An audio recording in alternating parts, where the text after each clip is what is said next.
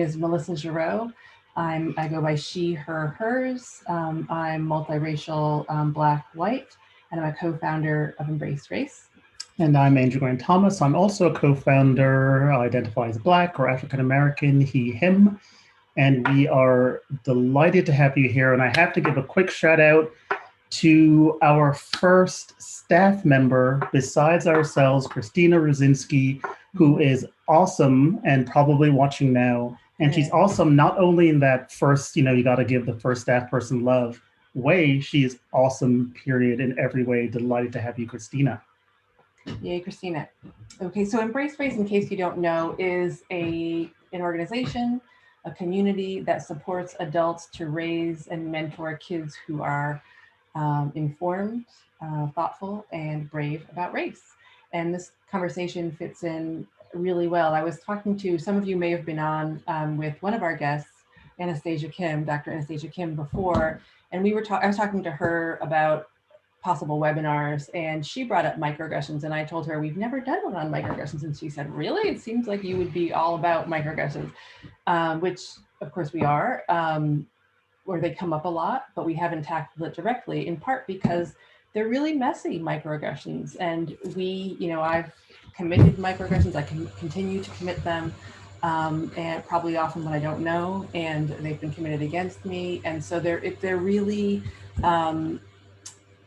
messy, they're really hard, it's ongoing, and if we have trouble as adults, how hard is it to teach our kids about it? It's definitely worth it, and that's what the conversation is going to be about today, both looking for those opportunities in our, to be better ourselves and to have those conversations with the kids in our lives. So Andrew's going to introduce our guest.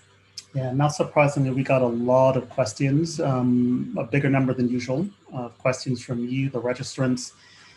We obviously won't get to all of them, but we'll do the best we can, and I'm sure you'll get some good wisdom from these two folks whom we're really delighted to have. So let me introduce first Dr. Stanley Huey.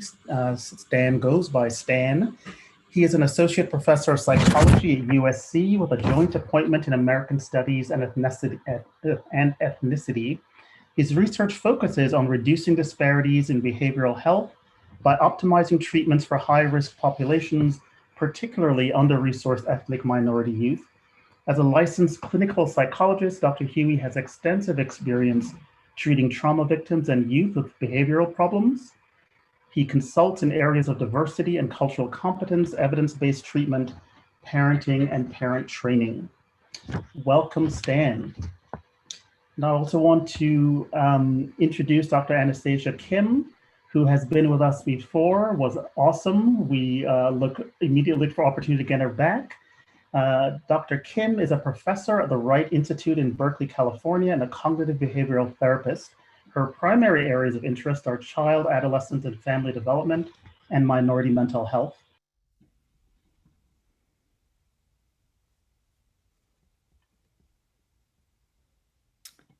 Uh-oh, Andrew, I think you went on mute.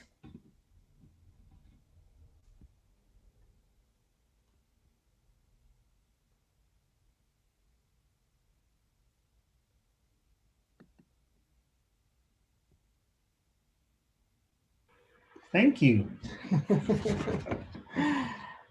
Dr. Kim also provides DEI consultation and training to organizations. She is the lead author of at least 2 books, one of which is It's Time to Talk and Listen, How to Have Constructive Conversations About Race, Class, Sexuality, Ability, and Gender in a Polarized World, which came out in 2019. Delighted to have you both. Let's start with at the place we typically start, which is, right, you're both very engaged with, right, working with children, with young adults, with families, and with BIPOC, and around BIPOC mental health in particular. How did you get into this work? Anatasia, let me start with you. Why this work? Well, first, thank you so much, Melissa and Andrew, for the introduction. And I'm so pleased to be back on this wonderful programming with the two of you and your audience. And very pleased to be sharing tonight's discussion with Stan, who I actually attended graduate school with. back in the day. And so I'm so happy to be reconnected to my friend and classmate and former classmate. And so good evening, everyone. Very pleased to be with all of you today to discuss this very important topic. It seems more timely than ever before. And before I answer Andrew's question, I want to briefly acknowledge the overwhelm of crises and challenges in our communities across not only the US, but around the world as we gather this evening. And some of you are, I know, navigating all kinds of things, including natural disasters in certain parts of the country and even the recent anniversary of 9/11. So with all that as a backdrop, I feel very honored and humbled to be with you today, to be able to have this conversation. So I do the work that I do because really, quite simply, it has been and it remains very, very personal to me as a woman, as a person of color, an immigrant, someone who grew up poor, in communities with violence and limited resources. I have had countless firsthand experiences of microaggressions as early as I could remember. And these are both before I came to the US and certainly much more after I came. And I came to the States as an 8-year-old with my family. And as someone who also identifies as cisgender, as heterosexual, able-bodied, educated, middle class, I have undoubtedly, even if unknowingly, perpetrated microaggressions myself that have caused harm to others. After all, we are an amalgamation of both privileged and subjugated identities. So I've been on both ends firsthand. So first and foremost, my personal experiences have really, really motivated me to do this work. Also, my own kids, I'm a mother of 2 teenagers, and their experiences as multiracial children have motivated me to do the work. My clients, who are predominantly kids, teens, young adults, and the struggles that they experience because of who they are and their identities also motivate me to do this work. And I want to say, finally, I'm also very, very, very concerned about the deepening divisiveness and polarization that's all around us. So I'm actually daring myself to feel motivated instead of just at times depressed and demoralized by the possibility of what we can do together, what we can do differently, what we might do to learn and grow from and with each other, and certainly be good role models for our kids to do the same. So I'll stop there. Stan, thank you, Anastasia. Yeah, Melissa, Andrew, thank you very much for the invite. And race, ethnicity, bias, it's something I like talking about, although it's also this sort of stressful thing because of the complexities of it in terms of my own personal experiences, but it's also part of the research I do. But I do like having conversations about it, even though those conversations can be difficult at times. So like you pointed out, I do research on focusing on ethnic disparities in mental health, particularly in Black and Brown communities, and basically trying to look at whether standard treatments work well for ethnic minorities, whether tweaking, adapting, modifying in one way or another is helpful in terms of enhancing treatment effects. And increasingly, my research has moved in the direction of racial bias, and specifically in how that might affect outcomes, particularly for minoritized youth. I'm doing more research relating to bias. And so in terms of my personal motivations, I'm a Black psychologist. My spouse is a Black psychologist. I have a 9-year-old Black son. And for a long time, I was the only Black member my department in the psychology department. So just in terms of my daily or weekly experiences, I think that's partly motivated my interest. I had a younger brother, 5 years younger, and several years ago he died while incarcerated from suicide. And I think our public mental health infrastructure to some extent and our criminal justice system to a large extent are deeply flawed in ways that that work to the disadvantage of Black and brown bodies. And I don't blame the system, specifically for my brother's lifelong challenges or his death, but they didn't do much to facilitate his overall health. So just trying to, I think and if you'd asked me this like 10 years ago, kind of, this is something that I think I've realized more recently, these really personal motivations in terms of what I do. So that's me. And then I think one other thing I've become more aware of as I've during research in this area, I've done more reflection, is that I now label myself as a recovering sexist. It just so, and I borrowed that label from someone else, from a talk he gave, and I said, thank you.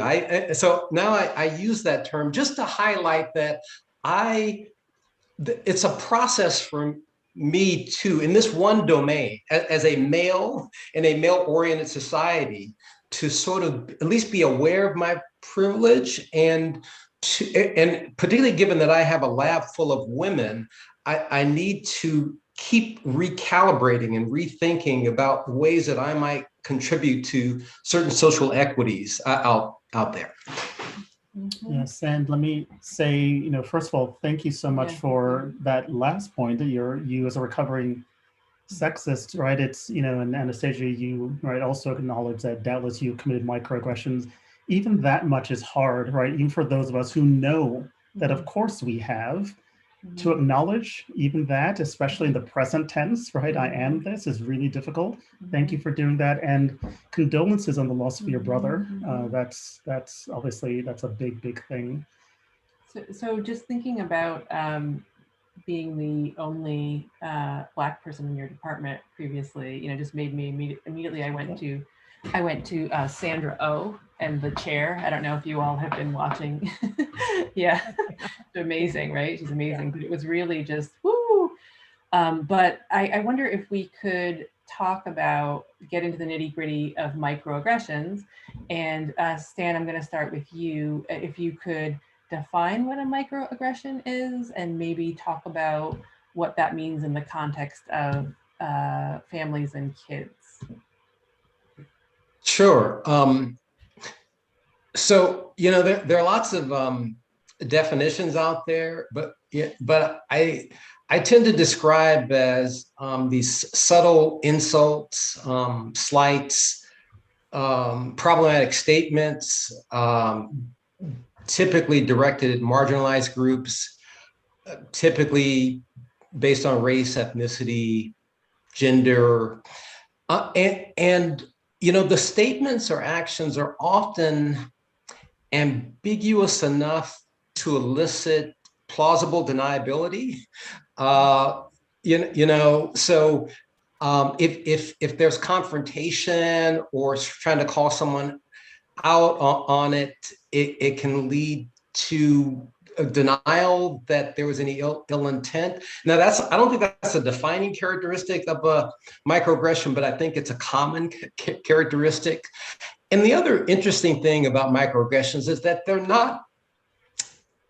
not talking about, necessarily intentionally derogatory statements. And sometimes microaggressions can actually be intended compliments. So I think it's important to kind of understand, I guess, the diversity of microaggressions. Some things that might seem like overt racism, and other things might be like, hey, I thought I was saying something nice about your people. So I think there's a lot of diversity. Monica Williams, I think, has like a typology of like 15 or 16 different categories. So there's a lot of diversity in terms of how people think about it. And that Daryl Sue gave, I think, one just really excellent example in one of his seminal pieces of being on an airplane with some colleagues. And he and the colleagues were kind of seated in a really inconvenient place, and they're all people of color. He struggled whether to say something or not. He did to the flight attendant, and she was really, really defensive. I'm not racist. I can't believe it. So then he kind of regretted saying it, but then he felt that if he hadn't said something that he would have felt. So I think there's a dilemma with the ambiguity. There's also often like, okay, what do I say something? Do I not? And if I do, how do I say something that doesn't elicit some sort of, reaction? Absolutely. Yeah. Anastasia, do you want to take it from there? Yeah, I mean, I think Stan really captured it all. My takeaway from his really thorough explanation is what you said very early on. It's messy. It's messy, it's complicated, both in definition, in terms of phenomenon, in terms of, various pieces that contribute sort of to it. It could be intentionally rude and negative and derogatory and as a way to disrespect, very at a conscious level. It could also be the complete opposite. And I think that when things get a little messy and we don't necessarily have vocabulary and certainly education to broach messy and to solve it, then we tend to stay away from it. And I think that for the most part, that's what we have done, which is we have stayed away, we have avoided, things have been experienced, we have perpetrated, and we kind of hope it goes away. But of course, it doesn't sort of really go away. And I think for the purposes of this talk, Stan is right. I think, both he and I were in grad school where it's like all kinds, various topology of different sort of variations, microaggressions, insults and invalidations. There's different categories, but for the purposes of this talk, what feels to me most important to highlight about all of these is that not only are they super, super common, and they could be very fleeting, happen super quickly, but they can also and do cause significant emotional and psychological injuries, intentional or unintentional, even if I was saying something positive about your people. Yeah. And not only that, they create relationship disconnections and they create ruptures, and over time, they erode our communities. And so as such, microaggressions are something that actually involve all of us. Yeah? It's not just, folks who have marginalized identity as a result of your gender, religion, ability, class, nationality, etc. But it involves all of us. The reverberations of microaggressions impact all of us, whether you are in it, in that particular exchange or not. And we each have a role, and we must each take on responsibility to do something about them. And that's why it's really, really important for all of us to engage in terms of education around it and to work together to figure out what to do, if and when we encounter them. So Stan mentioned a few of them. I mean, some of the common examples, obvious ones, are using racist, sexist, heterosexist, ableist language, jokes, metaphors. Things that I've received on my own personal end. I grew up in LA. I live in Oakland, California, but I grew up in LA, and being called illegals and aliens. I was previously undocumented, and so that felt really extra sort of anxiety inducing. Persistently asking people, where are you from, based on your race or ethnicity. It could be dismissing or denigrating the importance of what people eat. And these are things that I also, was on the receiving end of. What people wear, the holidays that they might observe based on their religion. Other common ones are misgendering, in spite of numerous reminders or corrections. Misidentifying people repeatedly as the other Mexican kid in the class, of course, but not the Mexican kid, because that other kid is actually their family's from Guatemala, but those kinds of things that happen again and again. Someone asking you, can I call you something else besides your name, because I don't know, it sounds weird, I don't get it, it's too long, I can't pronounce it. Those are not big injuries, but they contribute to big injuries overall because they're persistent and they're insidious. This was super helpful. I want to pick up on the point. So, Anastasia, you've given us already a number of insights into the harms that microaggressions can cause. I want to actually take that point and link it to the previous question about what a microaggression is, right? And in particular, we typically might think of, well, there is someone who says something, does something, right? The person who perhaps commits a microaggression, the person who is, receives a microaggression. What I've heard you both clearly to say is intention certainly doesn't define, right? Intention or lack thereof doesn't define the microaggression. And, Anastasia, when you talk, for example, about being referred to as an illegal because you're undocumented at one point, it then occurs to me that, well, the receiver, and not even because she was undocumented, just being called that, right? Perhaps just being called that, right. But the receiver could, it makes me wonder: can a microaggression be committed even when the receiver doesn't receive it as such? Mm-hmm. And I'm relating again to the harms, and I'll turn to you, Stan, for a first take on this. Again, trying to think about what's at stake. Mm-hmm. I think that's an excellent question. And I've got a bunch of examples in my head that reflect that ambiguity. So, there'll be these, again, I'm the father of a Black boy, and there've been a couple of instances where a white classmate or even a parent would rub my son's head and say something kind of funny or, seemingly complimentary about it, but it always made me uneasy. I think my son was perfectly happy fine with it. I don't think he wasn't upset. I was the one who's kind of like, this is a little too racialized and exoticizing of this, little Black boy's head. So my son's kind of come home and said his name has been mispronounced. And it's not a typical Black name. It's Huey. It kind of sounds Asian to some people. And so they'll say Huey and all these other, different things. And I've taught him, well, you just kind of let him know the proper way of handling. He doesn't seem distressed.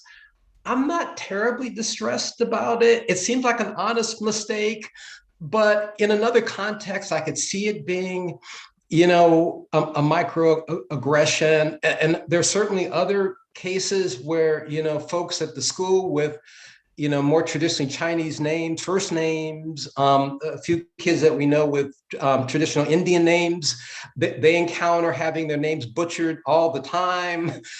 So at what point does it become a microaggression if the young recipient isn't perceiving it that way, but maybe a parent like me does? I don't have an easy answer to that. And Anastasia, maybe you thought more about that complexity.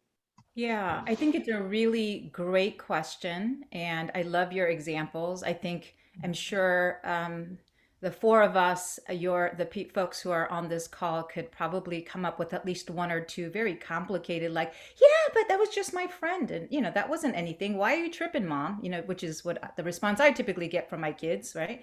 And why are you making a big deal? But here's the thing about microaggression, because every single incident in and of itself could be explained, and it doesn't have to cause these profound debilitating injuries that is going to cause long-term harm, or that's going to cause the metaphorical cancer to our communities. But here's the thing. it is happening all the time, persistently, not just to Stan's child, my child, Melissa and Andrew, your kids, right? But it's happening all the time. And we have to take individual responsibility for the collective impact that it has. You know, to me, it's almost sort of akin to like, oh yeah, but you know, the fact that I have a plastic hair clip, how is that going to do anything about climate justice? You know, and it's like, well, you know, I have a plastic hair clip, and then millions of other sort of people also use plastic sort of products. So I think, you know, I want to really encourage all of us, myself included, to really think about our individual experiences, what to do with our kids, our students, right? And also to be tethered and connected to our collective responsibility to move this forward, such that even if my kids are okay and the kids at their school are okay, or Stan's kids are sort of are okay, and no harm is being done, to be sure, harm is being done sort of in a collective way. And we have to each do our part to help move the needle of the collective, because the polarization that we are experiencing isn't like, I don't think any one of us have, you know, intentionally maybe perpetrated some sort of harm, but we have a collective, we have individual sort of responsibility and role. And so I'm hoping one of the points I like to make is that we have to, as individuals, also hold on to our collective responsibility. So even if that kid's like, it's fine, it's actually, to put it bluntly, Andrew, it's actually not fine. It's an opportunity. It's an opportunity that could be missed if it's neglected. Yeah. And it's an opportunity to really think about how you can learn and how you can grow. Folks, everyone sort of like involved. And I feel like it's the adults' responsibility as parents and educators to not lose valuable opportunity that is right here in front of us, because those are the most compelling and most important tools for learning and growing. Mm-hmm. And I won't, you know, certainly won't offer this example or ask you to comment on it, but this question, I do think, of course, there are many such examples, but I do think of one particularly powerful one that happened when our older child was 5. Mm-hmm. And I ended up, you know, so there's an exchange, and, you know, it was clearly, as the caregiver, right, the adult caregiver who was present, it was clearly to me, right, to essentially champion my child's. You should tell the story, yeah. But well, I'll tell it very, very briefly, just so it's not so mysterious. But we, you know, our older daughter, when she was 5, really big into astronomy and read a ton, knew a great deal. She and I signed up to take an astronomy course at a local college, sort of a community course. It was taught by an older white man. And when it was cloudy, he gave lectures on, you know, how the Greeks defined an ellipse and whatever else, because we couldn't look through the telescope.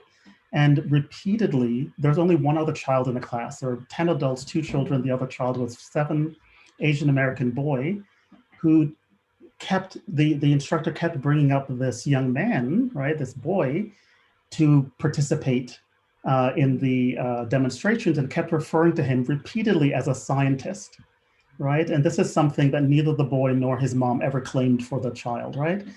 But never, literally, I don't remember him once looking at my daughter, right? Much less inviting her up, even though I then spoke to her several times. So, you know, and one of the things I was left with, it was precisely this question of wondering, what did my child understand of this moment, right? Not in an explicit way, but in an implicit way, right? And not knowing what then, anyway, you get the idea.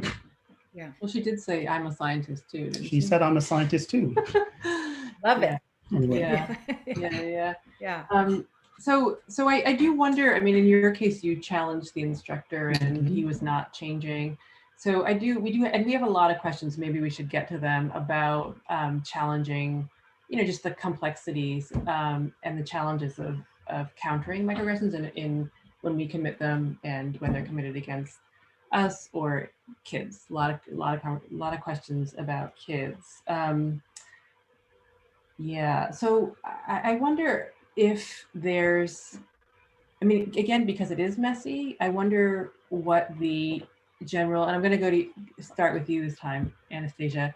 I wonder if there is like a in talking to your own kids? I mean, maybe there's an example, but how do you, you can pick an age, but people ask about all kinds of ages as well. How do you, what's a good way if someone says, you know, can I touch your hair, and the kid's noticing, or, you know, why, that's a funny thing you're eating, or what's a way that you've sort of, or are you Black, or, you know, or Korean, you know, like what's a thing that you've had to explain to clients, to your kids, that might be helpful in thinking about how parents can guide kids around this stuff? Yeah, I mean, let's go there, because I'm sure that all the registrants and people here, it's like, okay, we get it. So like, what do we do, right? What do Yeah. we do? And I appreciate the example that you shared, Andrew, of your daughter, and I'm sure that there are countless examples like that. And she, as a young child, and, you know, before I answer that question directly, Melissa, I want to sort of say that there are some typical predictable challenges, or rather missteps, if I may call it as such, as we try to address and counter microaggressions that happen to us, and certainly to our kids, as we try to help them navigate it. And I think the first and foremost is that we tend to respond and try to help our kids with knee-jerk reaction. So if your child, I'm just putting myself, Andrew, in your shoes, because I don't know exactly how you responded to your daughter when she first approached you with this situation.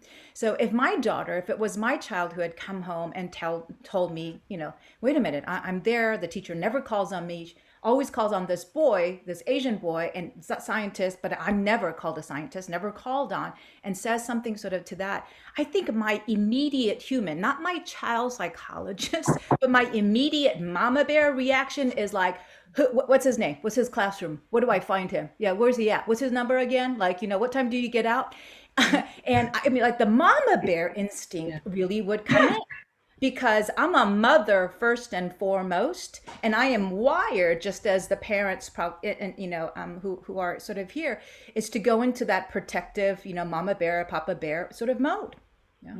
And I want to acknowledge that, because sometimes I feel like if we don't slow down this train and get to like, what should I sort of do and sort of say, without realizing potential barriers that can get in the way of our goal to create an opportunity for learning and growing for our kid, we could unintentionally sabotage our own attempts. Yeah. So knee-jerk reactions, I want to say it happens to everyone. I'll use myself. Even to this day, my kids are both in high school. I am still the neurotic knee-jerk, you know, extra neurotic and, you know, dramatic sort of mother, like, so, you know, the head rolling and sort of everything immediately. Yeah. The mama bear comes in. Been there, done that. And as I said, it's almost always, even to today, is my initial reaction, though I have gotten much better, I hope, in not acting on them. So we need to first and foremost acknowledge, right?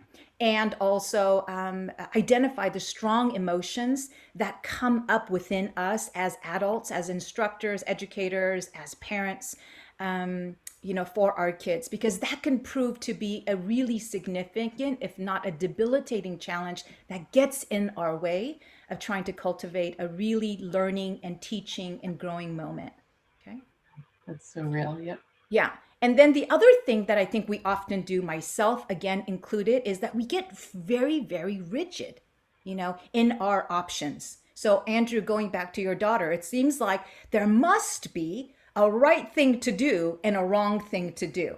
But listen, there are so many sort of different options, you know, in terms of how to approach. And I think this lack of flexibility in the way of options that we present ourselves and our kids to does a disservice. So this rigid all or nothing thinking. So I might say, if it was my daughter or sort of son, it's like, you know, he said, what to you? Okay, Dexter. You know, if it's a, let's say if it's a little bit younger and there's play dates, I might say, my son's name is Dexter, so I might say, Dexter, he said, what to you? Okay, Dexter, we can't have any more play dates with James, okay? You understand? Clearly, they're a racist family, so we need to steer clear. No more play dates with sort of James. And And then it gets sort of shut down because I'm like, wow, I can't believe James said what to my son Dexter. Like, there's other kids in this sort of classroom. And I would like to think that I'm not the only one who've approached it sort of this way. Or maybe on the other end, I might approach my son and I might say, no, I can't believe James's mom is so sensitive. Dexter, I mean, weren't you just joking around with James when you touched his hair, like Stan's, when you touched his hair? Why is he being so sensitive? And why is his dad Stan so uptight? That might be the conclusion. And then I might do nothing more than the conclusion that I have come to cognitively within myself about those situations. So when we approach microaggressions with these kinds of good and bad, all or nothing, very narrow, options and perspectives, microaggressions are more difficult to address meaningfully. And again, ways that kids can learn and grow. And, they're watching us in terms of how we frame this messy situation, and they are coding it, encoding it, and internalizing it, and learning from us in terms of what to do in situations like that. So the stuff that's coming out of my mouth, my kids are also internalizing them. So, I mean, this is certainly not an exhaustive sort of list. So let me share just a little bit, and then I'll turn it over to Stan in terms of, so what to do, Anastasia, Kim, if you're saying like there isn't a right thing or sort of like the wrong thing, if you will, good or bad or all or nothing, then what do we do? Well, first and foremost, we have to talk with them. We have to talk with them. And it sounds like, Andrew, that's what you did, which is like, tell me a little bit about what happened, talk with them. If our goal and my goal with my kids, with the work that I do is like, could we explore opportunities opportunities to really think about how to engage with this messy phenomena in a different way that invites innovation, that invites growth, and that invites learning. Right? So I can't come to my child with the answers in a prescriptive, instructive way. First, do this. Dexter, he said, what? Now I'm going to go talk to your teacher and this, that, and the other. And that's it, without really understanding where Dexter is, where your child is, where your daughter is, Andrew, on that. So talking with them has to be the goal that we come back to again and again. Talking with them, right, versus to them and at them. I'm glad my kids are not here because they would say, you never talk with us, you hypocrite mother. You talk at us. Okay, so yes, it is true. And this is why I'm also in this work. It's very humbling and it's messy. It doesn't matter if you have a PhD and you've been doing this as a child psychologist for 20 years. Yeah, it remains very difficult. And I think we have to show them by being a good role model, by talking with them. And then, I'll put myself again in framing this, but I think personally, before anything, breathe, breathe, and breathe. Mm-hmm. Only because when the possibility of harm has been inflicted on your child or your student, for the teachers out there who are joining us, right? Or if it is the case that my child might have potentially harmed somebody else, guess what that elicits? That elicits very, very strong emotions for most of us. And we get ready to defend. We get ready to fight. Like, they did what to my baby? They're accusing my baby of doing what, right? So even before we have been fully apprised of the situation, we get very, very agitated and activated, which is normal and understandable. So breathe, breathe, breathe, so that we can really have some insight and have our strong, righteous emotional reactions work for us instead of against us. Mm-hmm. And I'll say more in terms of like what kinds of concrete conversations I might have with my clients and with my kids. But I'll pause there and turn it over to Stanley. Thank you so much. That was a lot. It strikes me in what you're saying, Anastasia, also that breathe, breathe, breathe is good advice for to help you prevent you from committing microaggressions as well, right? Just kind of stopping and not letting kind of the brain that says, I don't know, the brain that goes ahead, has to plow ahead even though you don't know how to pronounce someone's name, or even though you're not sure that maybe that's not the Black person you think so maybe just pausing, or you don't know if someone's a doctor or a nurse. Pause, pause. And it's really hard to pause, but I really feel like if I could do that more, it would be really helpful in these situations. So I appreciate you're talking about the other side of it. Stan, do you want to add to what Anastasia has said, or do you have? Yeah, well, I think conversations about race and ethnicity are just sort of difficult anyway. And I think the microaggression conversations is sort of an extension of that. It in a way, sort of like talking about sex with your kids. It's like we know we should be talking about it early and kind of orienting them to certain things in a preventive way. But it's hard. It's awkward. It's tricky. There are lots of tricky terrain to navigate. Like I'm an African man, and with grandparents who migrated from the deep South in the 1940s. They couldn't vote, so they came here to California But I recall, like, a few years ago, my son brought for Black History Month. They were talking about Rosa Parks and the book, and I was kind of, oh my God, like. It was interesting. Like, even though I'm well educated, I understand our history. I have this personal history in terms of my grandparents and why they migrated, but still, like, having this conversation with him about Rosa Parks, the racism it was a little uncomfortable. It was interesting.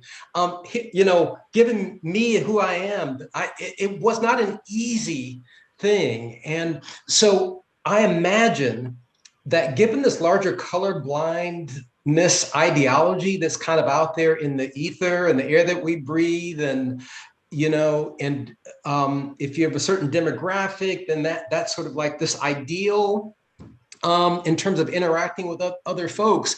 It could be difficult just having those conversations. And when maybe you're approached or you hear something about something that might be race related, if you've got this uneasiness about race-based conversations, if you have this colorblindness ideology, you might be more inclined to avoid the conversation, to come up with alternative explanations for why something like this thing happened.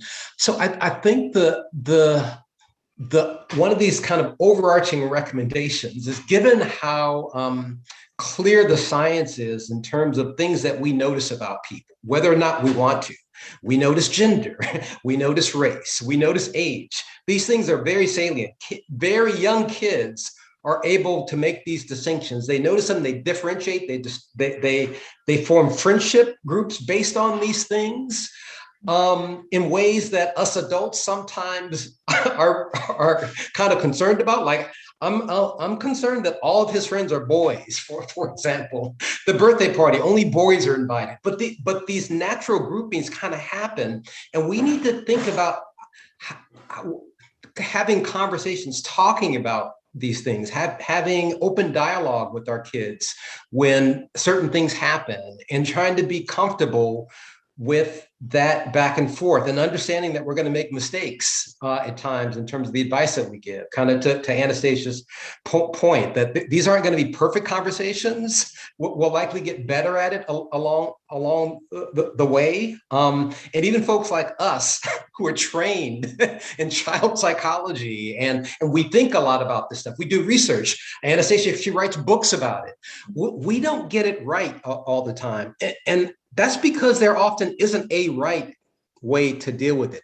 The point is to make the effort to try to understand that kids see the world in part through race, gender, age. And let's not pretend that these things aren't salient characteristics that they notice, and that they're going to bring back home sometimes race-related experiences. And we need to try to have those conversations, even though they may kind of fall flat at times, but you keep trying, basically. Thank you, Stan. I'd like to pick up on a couple of threads that I think also touches on some of the questions we've gotten, a couple of threads that you've both offered. And in particular, what's really clear, what we knew already and what you've certainly underlined, sort of fleshed out for us is, it's for many people, it's very challenging, certainly to, right? A microaggression has just been offered. You're a witness to it. You're the receiver of it. Perhaps you said it, but especially one of the first two. And there are all kinds of incentives not to speak up, right?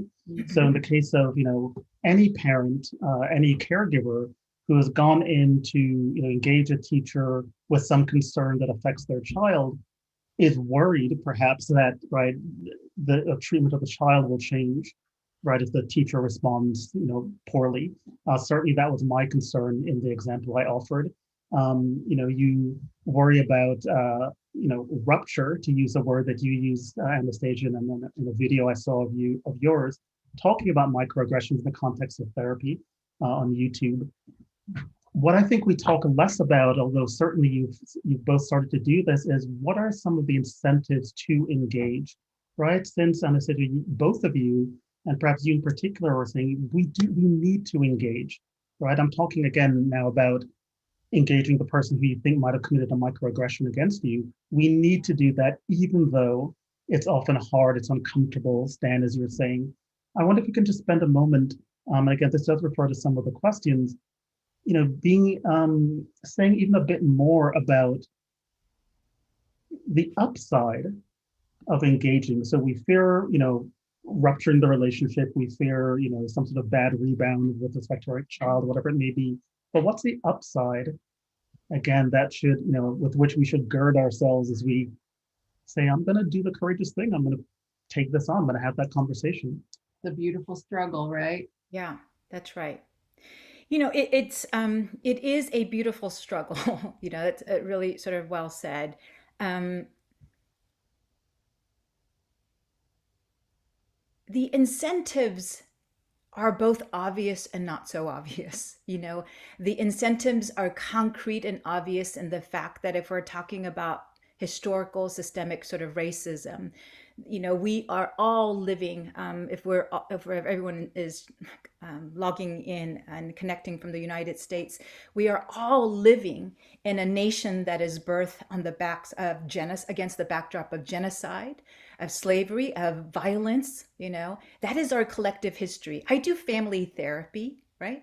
And generational trauma is real. The reverberations of trauma unresolved, whether it's just within my own family, my individual life, or us sort of as a collective, don't get it twisted. It lives, right? And it thrives, even though it might not be so obvious. Yeah. Otherwise, how do you explain or begin to explain, right, the type of inequities and disparities and oppression and subjugation that we have?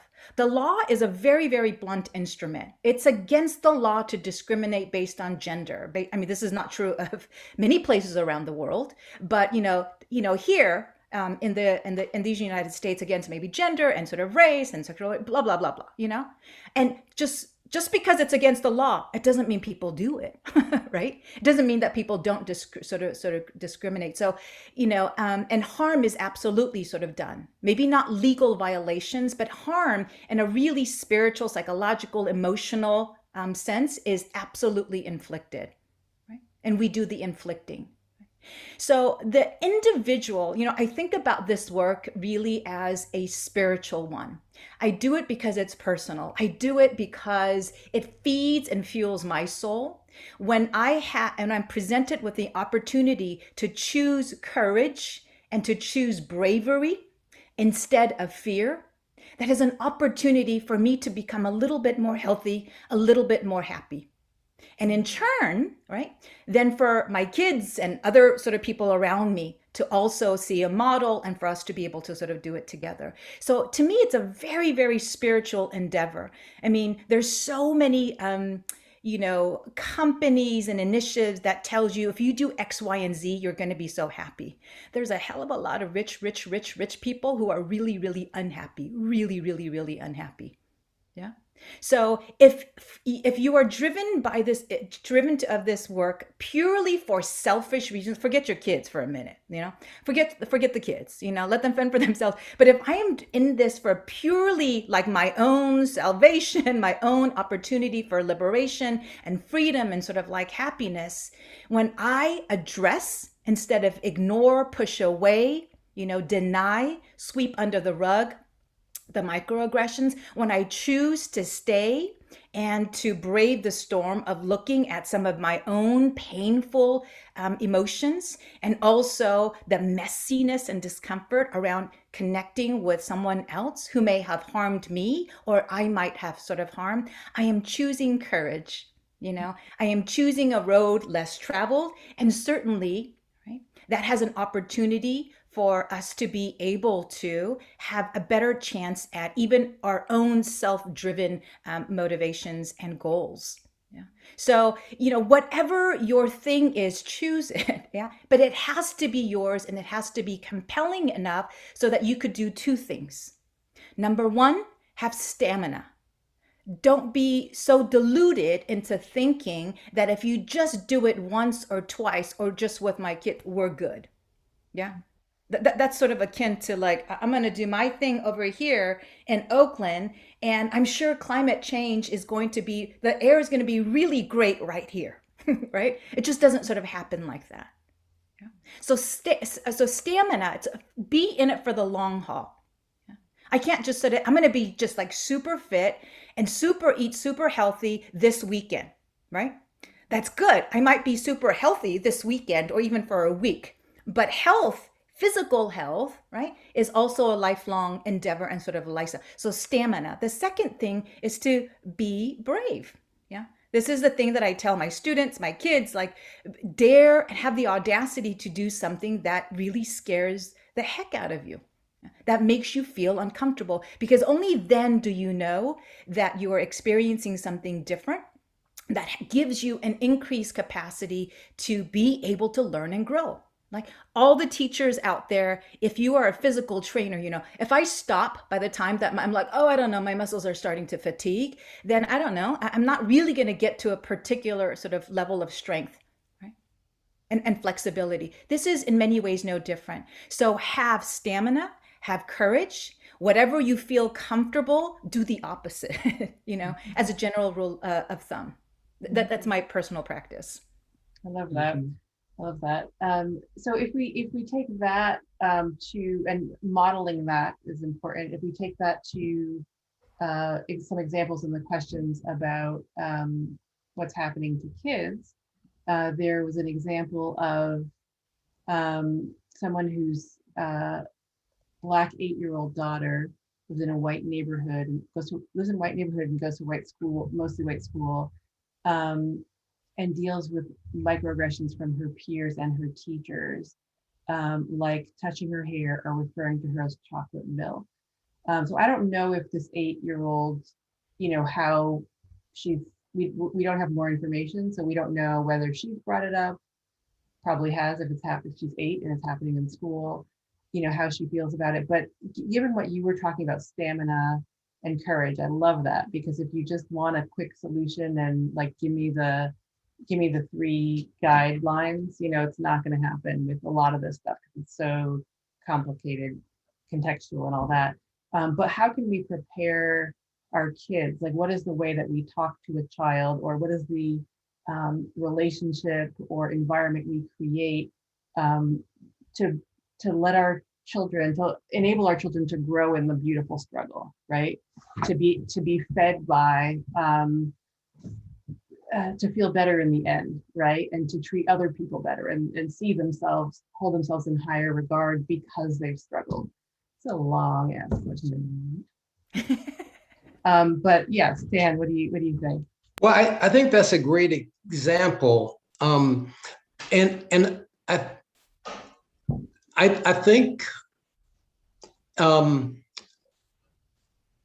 know, kids, adolescents, adults face all sorts of headwinds, right, to optimal development. And then if you're minoritized, if you're a woman, a girl, you know, there are these different things that you have to sort of grapple with, LGBTQ.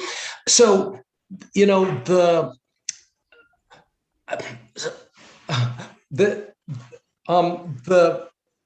microaggressions she's experiencing regarding race is probably one of a number of things that she's struggling with. So, you know, one could sort of hone in on like the microaggression part. But my thinking is that it's really part of a larger sort of set of conversations that caregivers, you know, other folks in the youth's life would have about, well, how to deal with these sort of life challenges that come along. So I think it comes back again to having those ongoing conversations with your kids. So in this case, the most salient thing might be these microaggressions that she's experiencing as the, you know, one of the few African Americans there. And it's probably the sort of thing where the parent really can't come in and fix this sort of thing. It's a sort of thing where the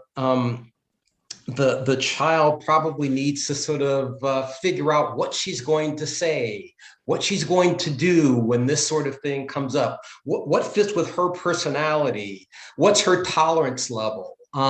If she says this sort of thing, what's the likely response that she's going to get? And then how's she going to deal with that? So like when I'm doing kind of working with students who are working with clients who are dealing with those things, I work with them to help them guide their clients through problem solving, how to predict what might happen, and when a particular thing is said and done, and how are you going to respond, you know, based in that situation. So, you know, I don't think there's an easy answer to it, except, you know, that the conversations need to be had, and ideally working with your child to help with the problem solving and helping to deal with these things that are going to come up, and figuring out when you do get involved, you know, when you do step forward. And it's the sort of thing that, you know, as the father of a Black son who, you know, when he started preschool, there were these biting incidents, and I think parents get worried about those things anyway. And as the parent of a Black boy, I was particularly concerned about that. But in this case, with my wife's help, I let it kind of ride out. The school dealt with it really well, and it sort of fixed itself. But there have been other times where we've had to sort of step in and get involved. So sometimes as a parent, you know, maybe you wait and see what happens. And then if after the conversations, after sitting back and letting things kind of happen, you may need to jump in and do something. I mean, I think if it was, you know, my kid, that scenario that just described, you know, where she's the only Black child and all of these things are getting perpetrated on her. And I absolutely agree with Stan.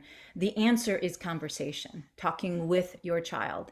And then solutions are less formulaic and less prescriptive. It's what emerges from that phenomenon and the uniqueness of sort of the two of you.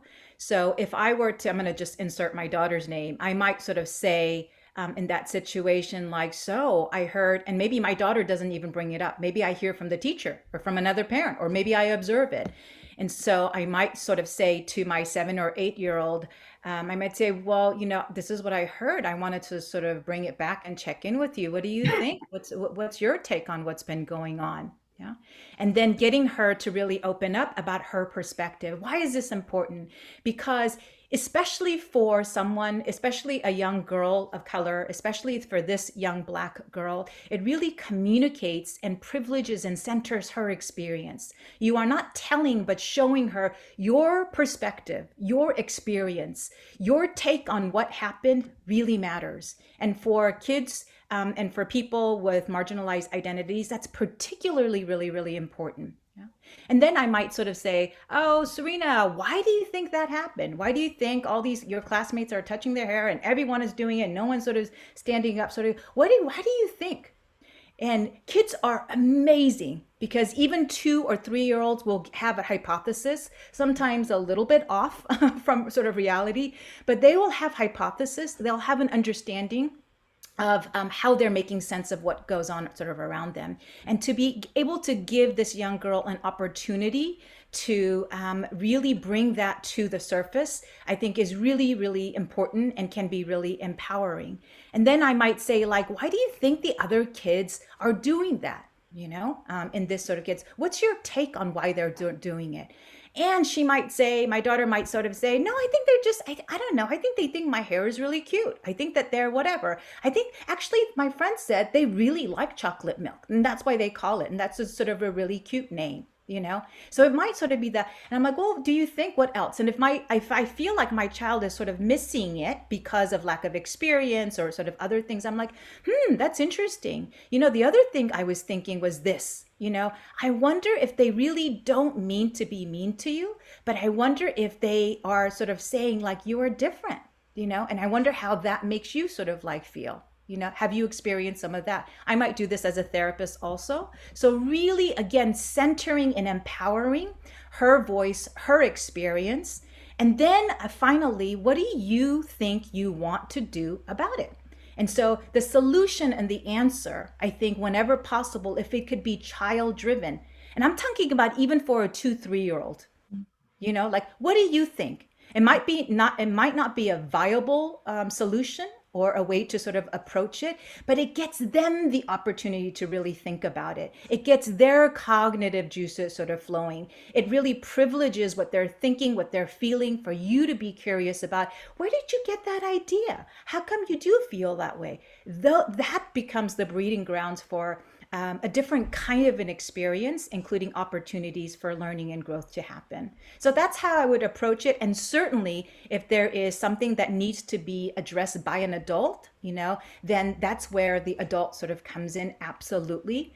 And one thing that I want to be super clear before we end, I know we're over sort of time, is I think when we're talking about this, and I said this in the beginning and so did Stan, like, oh, well, you know, I perpetrate and I've been on the receiving end. And I think the way that we assess whether we are doing this work right is to really understand how we are being accountable to those who are most subjugated and most oppressed.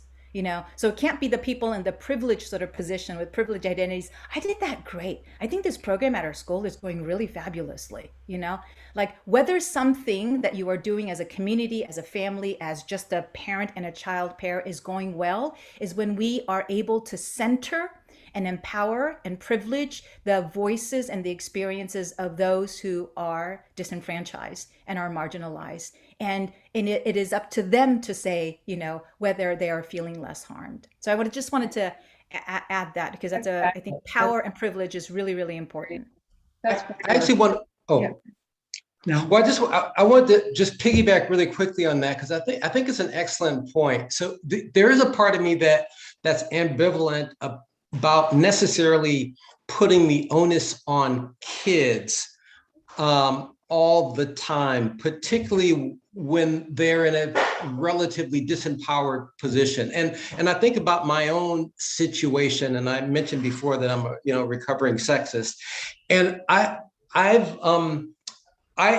at some point I realized that I was one of those stereotypical male interrupters. When women are speaking, I would kind of jump in there. So I've had to work for my undergraduate students who are almost all females, for students in my class, for my graduate students, to really be aware of that tendency on my part, And so so I've seen it as my responsibility. I'm not counting on them to tell me when I interrupt. This is my job to monitor myself in that privileged role, and that's just kind of one area. So I do think that to some extent, we do think about how we can help kids cope with these things and help them navigate these things. But one of the virtues of this larger social justice movement is that we're talking more about systems, changing systems, changing the behaviors of the institutions, the powers that be, and to be more accountable and to think more about the impact of these infrastructures and these biased behaviors on marginalized communities. And I think maybe thinking about, at least in part, about how we change certain structures to better reduce the impact of these biased actions, behaviors, microaggressions on young kids, adolescents is one thing for us to think seriously about. Right, that's a really great point. And I feel like we have to have a part 2 because we just didn't have enough time there, you guys.